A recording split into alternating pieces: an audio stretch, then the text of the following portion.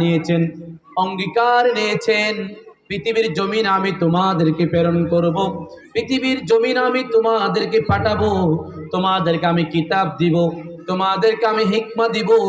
শর্ত হচ্ছে যে তোমরা ওই নবীর প্রতি তোমরা ঈমান আনতে হবে। বলেন সুবহানাল্লাহ।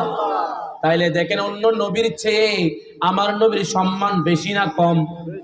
কথা বলেন, আমার নবীর সম্মান বেশি না কম? এখন কোন গাধা, কোন গাদ্দার, কোন বেয়াদব যদি আমার নবীর শানে বেয়াদবি করে, আমার নবীর শানে বেয়াদবি করে, আমার নবীর শান কি কমাতে পারবে? বলেন।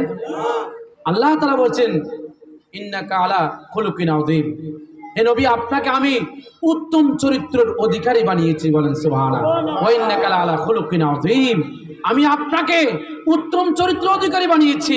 ভারতের জমিনের মধ্যে আমার নবীর গত 2-3 দিন আগে আমার নবীর চরিত্র নিয়ে কথা বলেছে সমস্ত মুসলমানেরা, তারা বিক্ষোভে তারা আপনার ফুঁসে উঠেছেন, আমার বাবাকে গালি দাও, আমার মাকে গালি দাও, আমাকে গালি দাও, কিন্তু সহ্য করবো, কিন্তু আমার নবীকে গালি দিলে আমরা কখনো বরদাস্ত করতে পারবো না। কেননা আমার নবী হচ্ছে আমাদের ঈমান, আমার নবী হচ্ছে আমাদের কলিজার চেয়ে বড়। বলেন সুবহানাল্লাহ।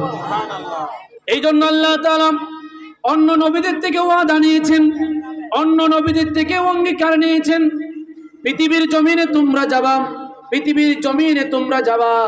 1 নাম্বার হচ্ছে আমার নবীর উপরে তোমরা ঈমান আনতে হবে, 2 নম্বর আমার নবীকে তোমরা সাহায্য করবে। এবার আমার নবী পৃথিবীর জমিন আসলেন, এক এক করে সমস্ত নবীরা পৃথিবীর জমিনে দাওয়াতি কাজ করে চলে গিয়েছেন। লম্বা ইতিহাস, যেহেতু মিলাদুন নবীর আলোচনা আমার পরে বক্তা উনি করবেন। আমাকে যে সাবজেক্ট দেওয়া হয়েছে কোরআন থেকে আমার নবীর সম্মান তুলে ধরবো। এবার আমার নবী পৃথিবীর